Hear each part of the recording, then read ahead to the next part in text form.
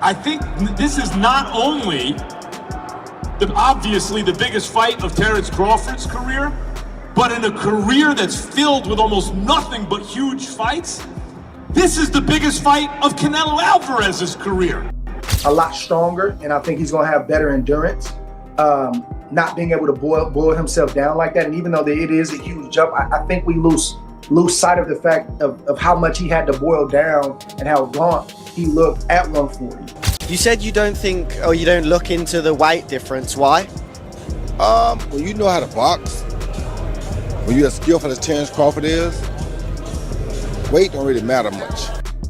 In anticipation of the explosive showdown between Canelo Alvarez and Terence "Bud" Crawford, Max Kellerman has delivered his final take on the matchup. As part of Netflix's elite broadcast team for this mega spectacle, Kellerman brings his sharp analysis and historical perspective to what many are calling one of boxing's most consequential events ever. A great chin. But in terms of, if you want to go skill for skill, especially the recent version of Canelo, who's had to turn into a seek and destroy guy, who had to learn as his career went on to cut off the ring and not just follow guys around. Like Lara, Trout, Floyd, he followed those guys around. He had trouble because he's really a natural counterpuncher who wants you to come to him. But in recent years at super middleweight, he's gotten really good at cutting off the ring. Again, last fight notwithstanding. So as an overall suite of skills, recent vintage, it's been Crawford. Okay. But Canelo also is skilled and has a larger skeleton than Crawford. No matter what they weigh, Canelo's the bigger guy. Kellerman isn't holding back. He's calling Canelo versus Crawford the most watched championship fight in nearly 50 years. He compared it to the legendary Muhammad Ali versus Leon Spinks rematch in 1978, which drew a jaw-dropping 90 million viewers. With Netflix broadcasting worldwide, Kellerman insists this isn't just another fight. It's a complete shift in how boxing reaches fans. Forget pay-per-view limits. This event could smash global viewership records. Like, where would you rank this fight out of your top 3 to 5 of all the boxing fights you've called, you've experienced, you've watched? In terms of the magnitude of the magnitude, fight? Yeah. I mean, of the fights that I've called ringside, it might turn out to be number 1. I've done Pacquiao fights, I've done Mayweather fights, I've done Anthony Joshua against Klitschko, those are big fights, but this will, listen, because of Netflix, this will be the most watched fight, championship fight, in almost 50 years. This is going to be because Muhammad Ali fought Leon Spinks in the rematch in 78, and they did 90 million TV sets. 90 million. And since then, what has even come close? The biggest fights have all been on pay-per-view, and they do 2 million buys. Oh my God, 4 million buys, Mayweather Pacquiao. As I keep saying, if 5 people per TV set watch, that's 20 million people. This is going to do multiples of that. So when you look at it from like a commercial point of view, it'll easily be the biggest boxing event. Fight promoter Dana White confirmed Kellerman will return to the commentary booth alongside John Onek and Hall of Famer Andre Ward at Allegiant Stadium on September 13th, 2025. For Kellerman, it's the perfect comeback. 2-pound, 4-pound elites squaring off. He reminded fans that only around 25 to 30 boxers in history have ever truly held the best pound-for-pound title. And right now, both Crawford and Canelo are in that rare group. The first member of our broadcast team. He is the best boxing analyst in the sport. Ladies and gentlemen, Max Kellerman.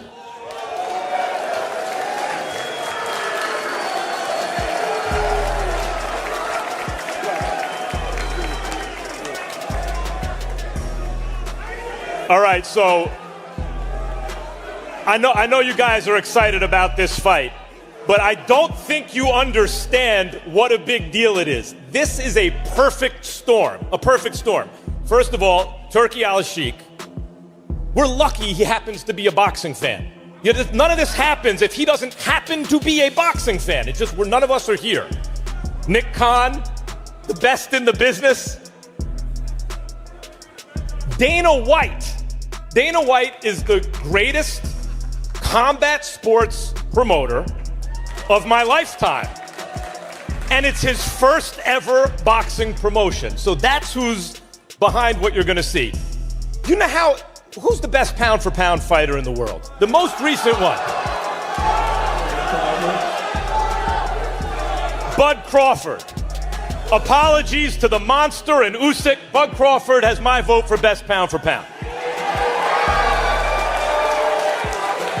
Who was the best pound for pound before Bud? Canelo Alvarez, universally recognized that way. But it's not just these two guys, the last two best pound for pound fighters in the world. There haven't been that many. Before Canelo, who do you have? Before Canelo, Floyd or Andre Ward, Floyd Mayweather. Before, you could take the lineage back. There have only been, 25 or 30 fighters who ever lived who you said that's the best pound for pound fighter in the world. These are two of them, the last two. And they're gonna fight in Las Vegas on September 13th. Canelo is 62-2 with 2 draws, 62-2. So was Marvin Hagler when Sugar Ray Leonard moved up to fight him, and they produced one of the biggest spectacles in the history of boxing. This fight is a perfect storm. I could not be more excited to be a part of it. But what about the fight itself? Former champ Timothy Bradley Jr. believes the opening rounds will look like a chess match. No wild swings, just measured adjustments. He predicts both men will take their time, reading timing, rhythm, and distance before unleashing later in the fight. Well, in the beginning, it's all the position balance. Like both guys are trying to get balance and trying to find their rhythm, understanding their distance to where they can punch and at the same time avoid getting hit. It takes Crawford a little bit more time than I would say Canelo to get right to it. Canelo, although he is a prolific counterpuncher, fantastic counterpuncher, he tends to find his spots a lot quicker. And the indication of that is when, if you look at any of the boxers that Canelo has faced, Trout, even Danny Jacobs, even when he fought against Charlo, you just check out the first round. He usually takes off, just feels the power, cruises, see what these guys know, couple of feints, level changes, gathering information, right? Crawford does the same and similar things. So I think the first round is going to be a real calm and cautious round by both fighters.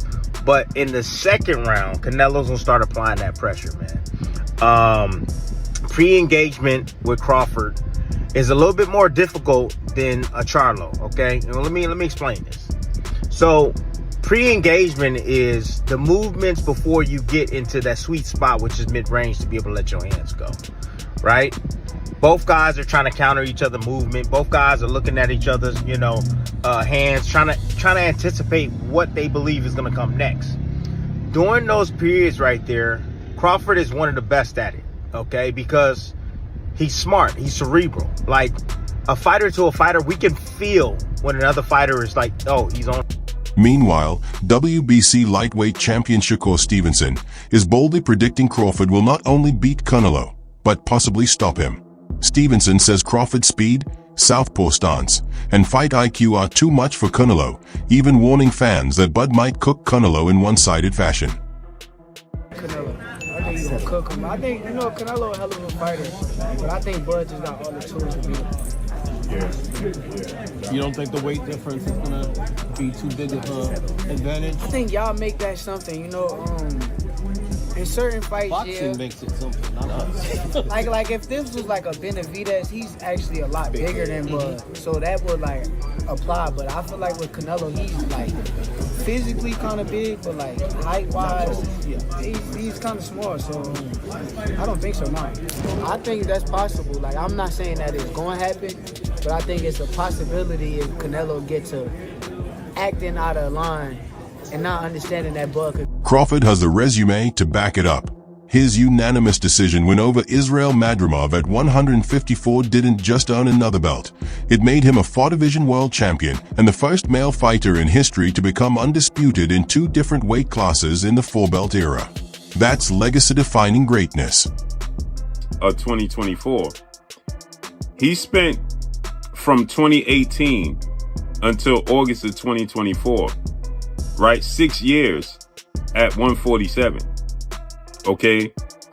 And he's had 8 fights at 147, all knockouts, and 1 fight at 154, which was a unanimous decision over Israel Majmab.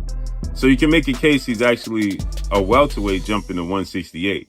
But he did make a pit stop at 54 and became a champion. So we have to acknowledge that, because that goes into his accomplishment bags. That makes him a 4-division champion. So the concern is Terence Crawford jumping up in weight. This is a weight class that Canelo Alvarez has now been in since 2020. He's been at this weight for 5 years when he made his debut against Caleb Smith. But remind you, he fought against Danny Jacobs at 160 in 2019. Then in November of 2019, he jumped to 75 and fought Sergey Kovalev, then came back down to 68. So it's doable, right? But with that said, everybody's concerned with the weight and how Terence Crawford puts on the weight. So let's explain it. As you see the new photos that Terence Crawford has leaked, Terence Crawford has lean bulked. Okay, as you see here, Terence Crawford there, right? He has lean bulked. Okay, he put the bulk on in his weight, in his legs, and in his shoulder. Trainer Dave Caldwell points to Crawford's stance switching and footwork as the X factors. He believes Bud's ability to control distance and create angles could frustrate Canelo, as long as he avoids being trapped against the ropes. I've always fancied Crawford. I just think it's different. I think there's something about him. I think if you add what Crawford's good at, his brain, he can switch, he's very good as a southpaw. His judgment of distance is fantastic. His punch picking is fantastic. He's got good legs. When you add what, and he can pop. I mean, listen, I'm not saying he's got the power to hurt Canelo, but he might have the power to surprise Canelo a little bit and just sting him and just. But when you look at what Crawford does well, and then I look at this version of Canelo, as Canelo's got on, his punch rate's gone down. His feet have never been the fastest, but he's always had good placement of feet. His feet aren't the fastest. And he loads up, and he don't really like boxing at a pace. So I kind of look at that and I think Crawford can manage his way through the fight to win it on points. I think he can manage moments, tough moments. When Canelo detonates a big shot on him, he's going to know about it, because Crawford's been hurt before. When Crawford gets hit, he does get hit. That's why he's exciting, but he does get hit. So that means that Canelo could land on him. I just think that Canelo will land a bomb and Crawford knows enough to tie up. Veteran analyst Teddy Atlas goes even further, saying Crawford hasn't learned how to lose yet. For Atlas, Crawford's mental strength, resilience, and refusal to accept defeat make him a nightmare for anyone, even a legend like Canelo. A punch lands on him from Canelo. Are you kidding me? Take that question back. Yeah, why? Because you're talking about Crawford. Yeah. He's different weight classes. He's the most composed guy. Yeah. What, you don't think he'll be prepared? You think it'll be a shock to him? No. You think it'll be, oh my God, I didn't realize what I was getting myself into. That ain't happening with Crawford. Yeah. He knows exactly what he's getting himself and why. He's the one looking for it. He don't have nobody with a gun behind him saying you got to go do this. He's the one. And look, it's a tremendous challenge because Canelo's a tremendous fighter and bigger and strong, and he can obviously he can punch and he can time you and he can do all the things that have made him so special. There's no doubt about it. But we're forgetting about those things I just talked about with Crawford just because he's smaller. We're forgetting that. He'll come up with a game plan where he won't let the other guy use his size. Do you remember somebody named Manny Pacquiao, when he was making his bones, the first time he hit the big stage, he got all these great fighters here. It was with a guy named Oscar De La Hoya, a hell of a fighter. And everyone said, oh, it'd be too small for him. And then I said, I gotta say, I got one right. I said, how about Manny's going to be too fast for him? Oh, Teddy, the guy's going. How about he's going to be too quick? How about he's going to be like a couple of those mosquitoes and gnats at a barbecue and disrupt the whole damn barbecue? How about that?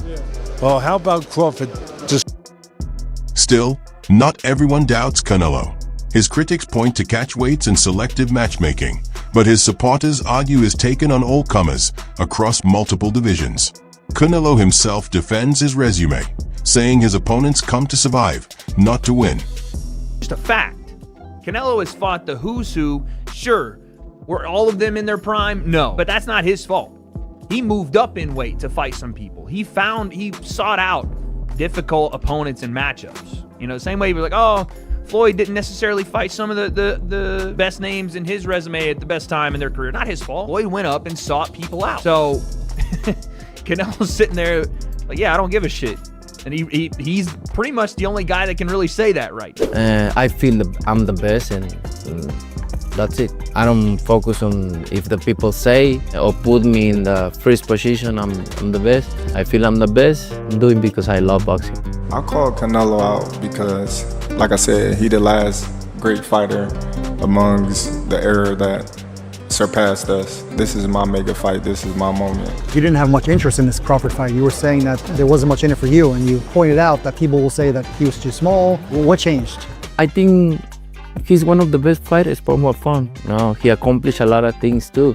Mexican with the American fighter is always big. When he fights you at Allegiant Stadium, Canelo's like, I knew the money was crazy. That's why he's like, yeah, I knew that the Mexican fighter versus the American fighter. Canelo can draw Allegiant Stadium. That's what it is. I mean, yes, there's the element of greatness involved as well. But Canelo knew he was getting a bag for this. Canelo knew that Terence had to do all the difficult stuff. Let's be honest about it. This is why I favor Canelo. For Max Kellerman, this is it. The biggest fight of Canelo Alvarez's career. Has already secured a Hall of Fame resume, but beating Crawford would elevate him into untouchable territory. Lose, and critics will wonder if he truly mastered boxing's ultimate challenge. One thing about Canelo is he's been in a million big events. And I'm gonna ask him about this just between you and me when he gets here, don't tell him, but has he ever been in a bigger fight than this one?